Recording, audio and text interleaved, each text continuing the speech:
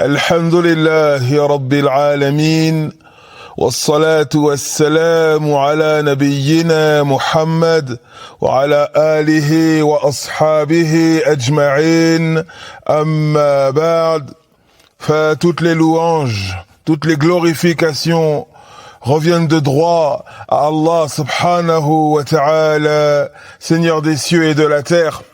Nous le louons, proclamons sa grandeur et affirmons que rien ni personne n'est en droit d'être adoré sauf lui. De même que nous affirmons que Mohammed est son serviteur dévoué et son messager. Qu'Allah le comble de ses éloges bénis et de ses salutations. Mes très chers frères, mes très chères sœurs, Hafizakumullah, qu'Allah vous préserve dans vos personnes, dans votre cheminement vers l'au-delà, dans vos familles, dans vos santé, dans vos biens, dans tout ce que vous aimez et tout ce qu'Allah aime et agrée. Allah subhanahu wa ta'ala nous dit dans la sourate Yasin, verset 77, أَوَلَمْ يَرَ الْإِنسَانُ أَنَّا خَلَقْنَاهُ مِنْ نُطْفَةٍ فَإِذَا هُوَ خَصِيمٌ مُبِينٌ. L'être humain ne voit-il pas que nous l'avons créé à partir d'une goutte et voilà qu'il devient un adversaire déclaré. L'être humain ne voit-il pas que nous l'avons créé à partir d'une goutte de liquide masculin. فَإِذَا هُوَ خَصِيمٌ مُبِينٌ. Et voilà qu'il devient un adversaire déclaré, un contradicteur, un polémiste s'opposant à son Seigneur.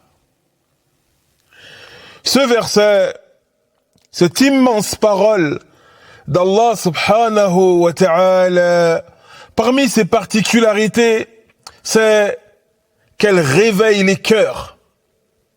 Ce verset réveille les cœurs insouciants, ces cœurs négligents, inattentifs, prisonniers des illusions de cette vie d'ici-bas. Ce verset réveille ces cœurs s'il y a en eux encore un peu de vie. Et également, ce verset, il brise l'orgueil et il assèche l'arrogance de cet être humain en le ramenant à son origine, plus que modeste. Cette origine que cet être humain semble avoir oubliée. Comment l'homme, avec un grand H, c'est-à-dire l'homme et la femme, comment l'être humain, ce serviteur, peut-il contester les ordres de son Seigneur, s'y opposer?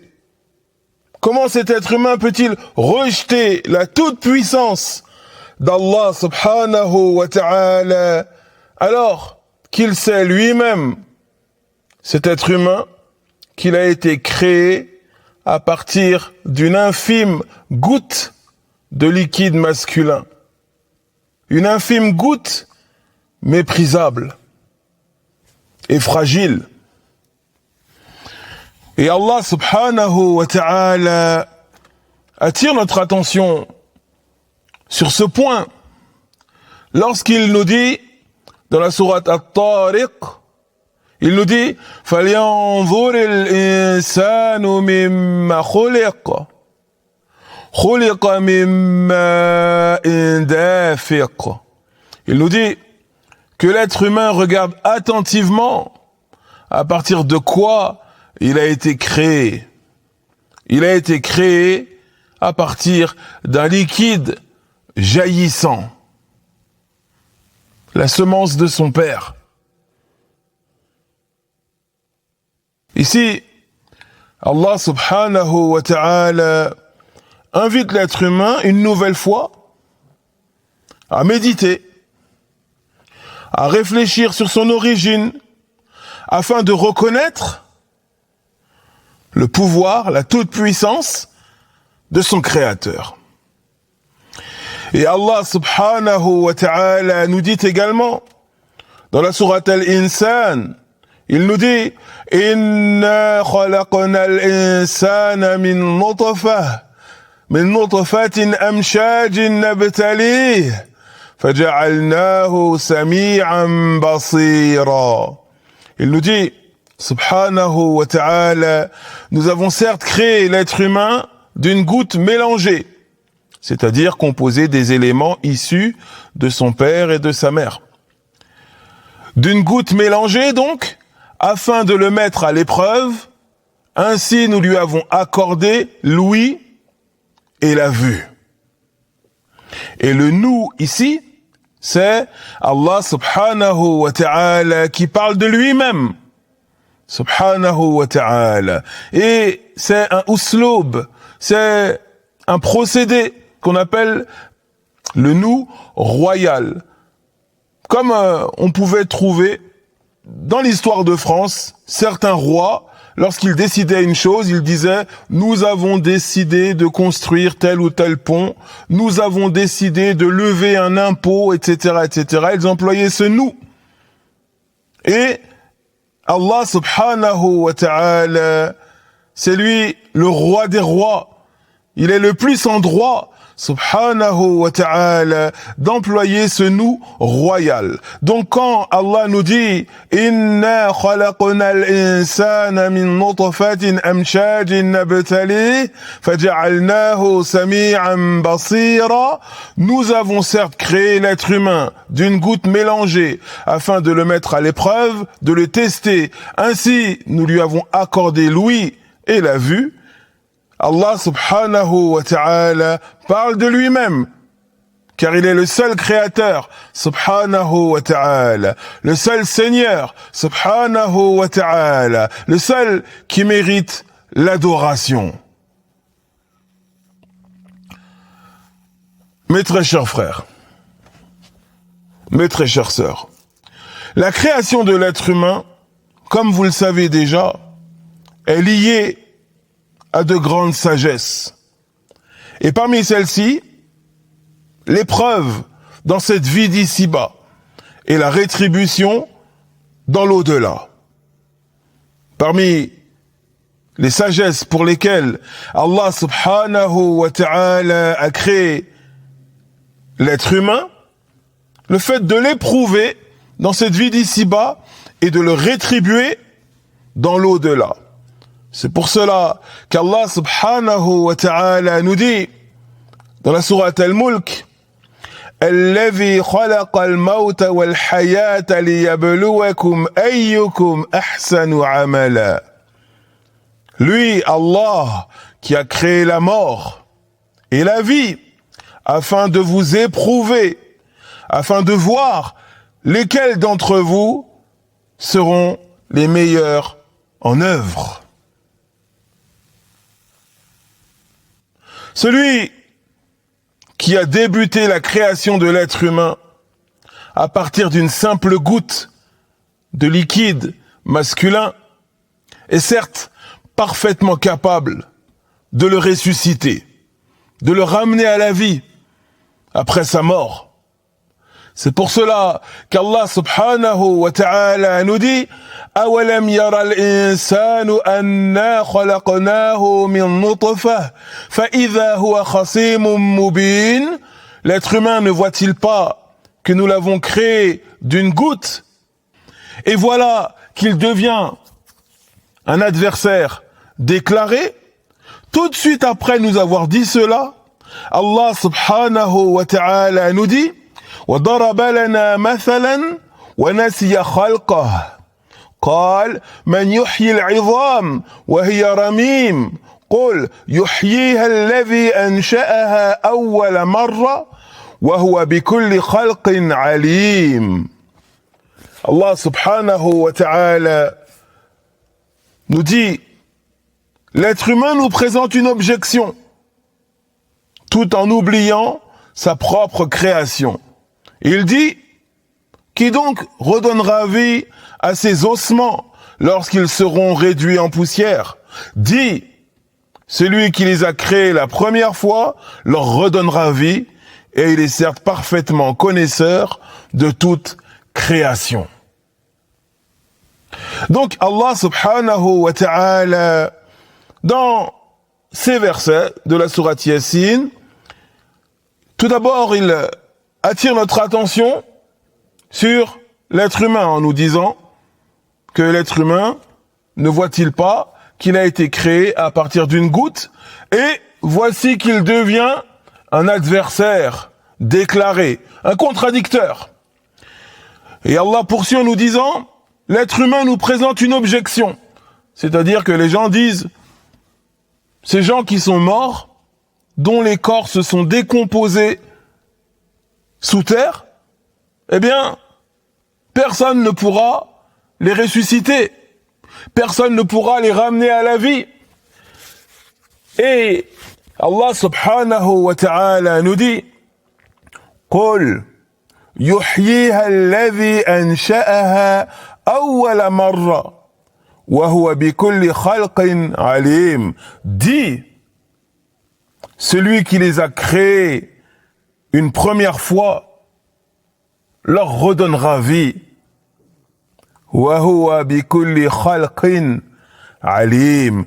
Et il est parfaitement connaisseur de toute création. Et effectivement, Allah subhanahu wa ta'ala, qui a créé cette créature, l'être humain, à partir du néant, est encore plus capable de le recréer après sa mort. Car Allah subhanahu wa ta'ala, c'est lui le Tout-Puissant, le Seigneur des cieux et de la terre. Rien ne peut le réduire à l'impuissance. Et ici, Allah subhanahu wa ta'ala utilise un raisonnement, si on veut, logique. Il a créé l'être humain une première fois.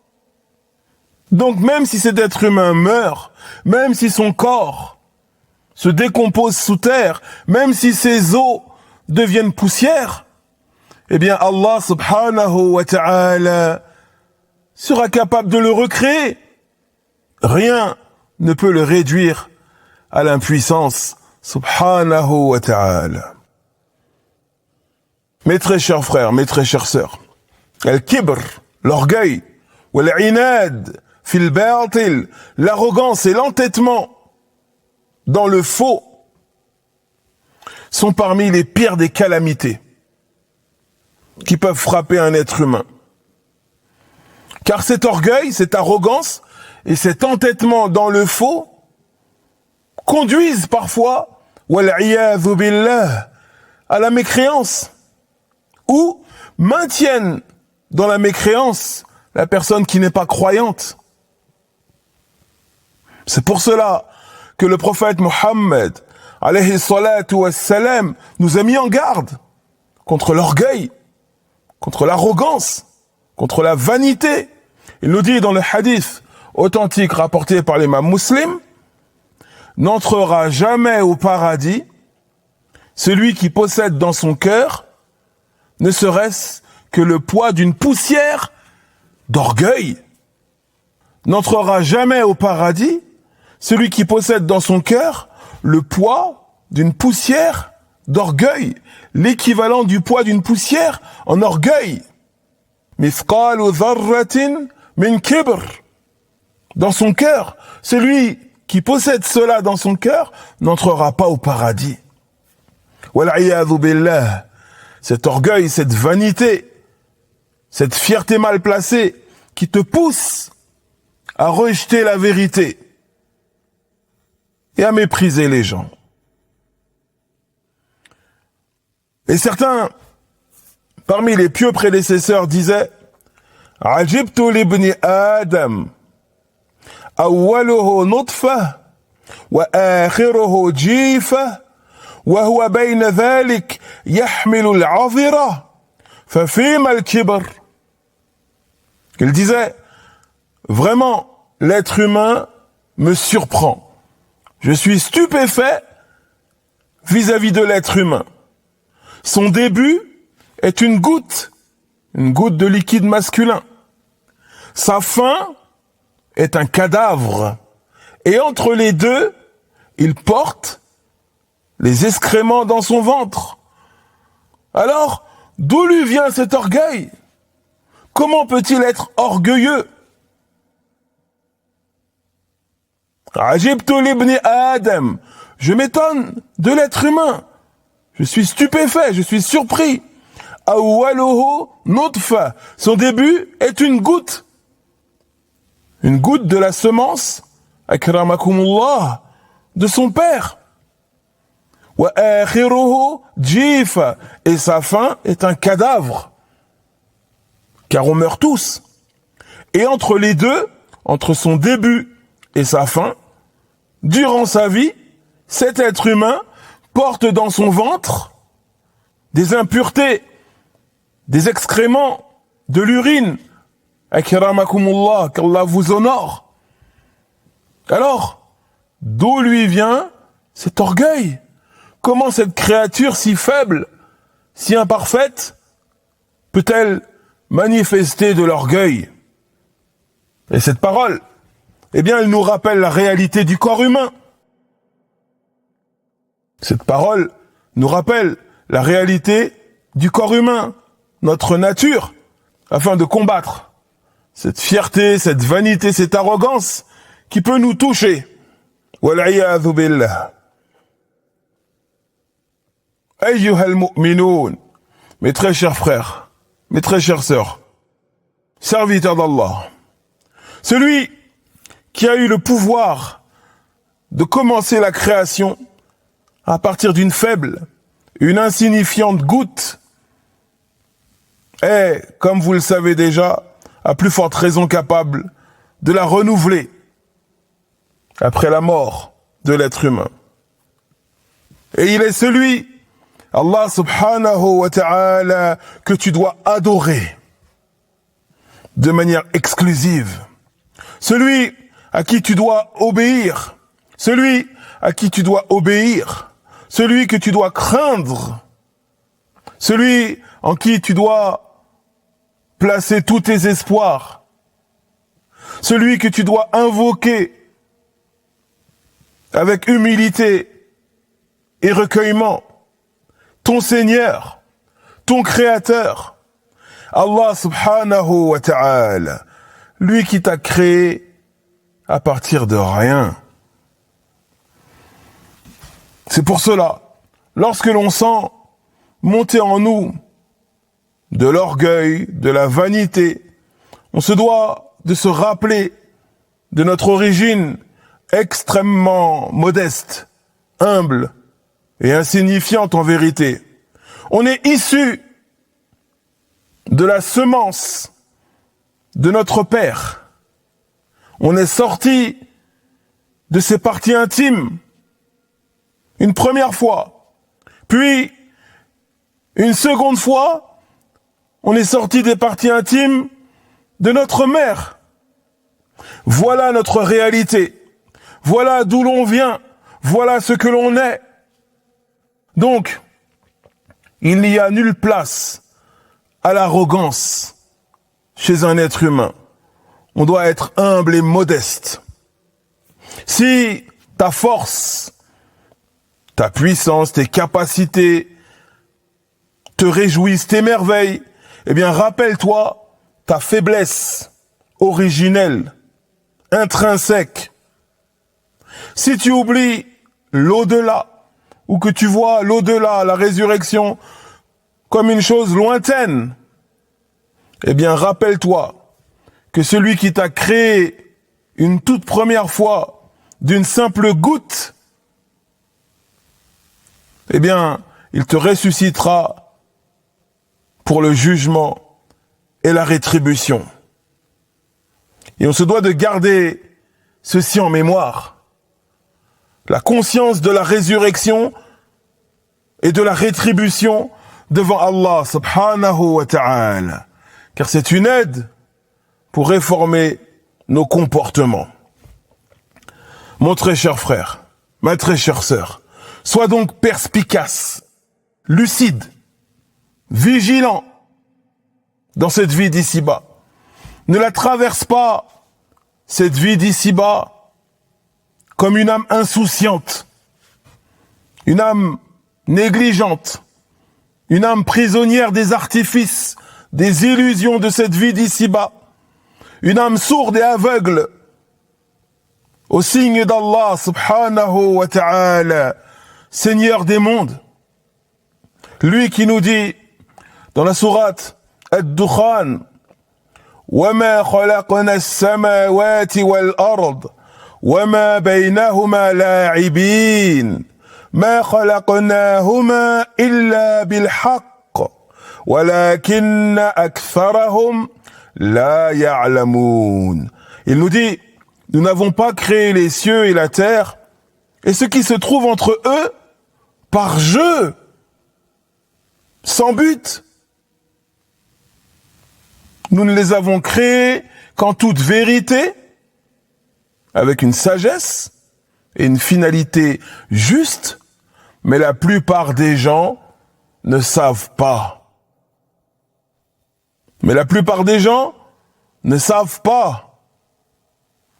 Ces cieux, cette terre et tout ce qu'ils contiennent, les êtres humains, les animaux, la nature, les djinns, les anges, tout ce qui se trouve entre les cieux et la terre, tout ceci n'a pas été créé sans but, par jeu. Comme nous dit Allah subhanahu wa ta'ala, وَمَا خَلَقْنَا السَّمَاوَاتِ وَالْأَرْضِ وَمَا بَيْنَهُمَا لَاعِبِينَ. Nous n'avons pas créé les cieux et la terre et ce qui se trouve entre eux par jeu. Toute la création répond à une sagesse divine, la sagesse d'Allah subhanahu wa ta'ala. Et la vie terrestre n'est pas dénuée de sens, mais elle constitue une épreuve menant à la rencontre avec Allah subhanahu wa ta'ala. Allah subhanahu wa ta'ala nous a créés pour qu'on l'adore seul, sans rien lui associer. Et il nous a créés également pour qu'on le connaisse, à travers ses noms, ses attributs, à travers sa création, preuve de sa toute-puissance, subhanahu wa ta'ala. Telle est la finalité de notre présence dans cette vie d'ici-bas. Tu n'as pas été créé pour manger, boire, dormir, t'amuser, avoir des relations charnelles à répétition, et puis un jour tu meurs et puis c'est fini. Ce n'est pas ça le but de ta vie. La création de l'homme est liée à de grandes sagesses. Donc on doit prendre garde à ne point traverser cette vie comme des âmes ensorcelées, prisonnières de cette dunya, de cette vie d'ici-bas, prisonnières des artifices, des illusions de cette vie d'ici-bas. Comme nous dit Allah, notre présence dans cette vie d'ici-bas répond à une grande sagesse. Mais la plupart des gens ne savent pas. Mais la plupart des gens ne savent pas. وَلَكِنَّ أَكْثَرَهُمْ لَا يَعْلَمُونَ. Mais la plupart des gens ne savent pas. Qu'Allah nous préserve, ainsi que nos proches, ainsi que vous-même et vos proches, de faire partie de ceux qui ne savent pas. Qu'Allah nous préserve, nous protège, de faire partie de ceux qui ne savent pas pourquoi ils sont ici, présents dans cette vie d'ici-bas. Qu'Allah nous aide à être des adorateurs, des serviteurs, qui reviennent vers lui, qui se corrigent, qui s'améliorent. Des lecteurs de Coran et des lectrices de Coran, des prieurs et des prieuses, des donneurs et des donneuses d'aumônes et de bons conseils. Qu'Allah fasse de nous des véritables adorateurs, des serviteurs pieux, cheminant sur le droit chemin, la voie du prophète Muhammad alayhi salatu wassalam. هذا وصل اللهم على نبينا محمد وعلى آله وصحبه أجمعين، والحمد لله رب العالمين.